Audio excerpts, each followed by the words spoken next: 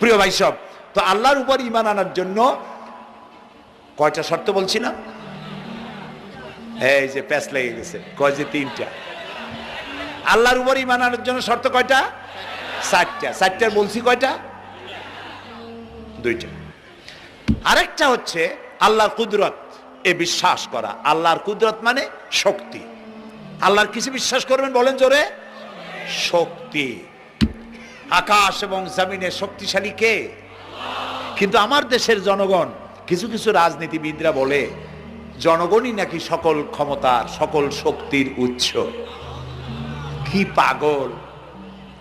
তুমি ক্ষমতার উৎস?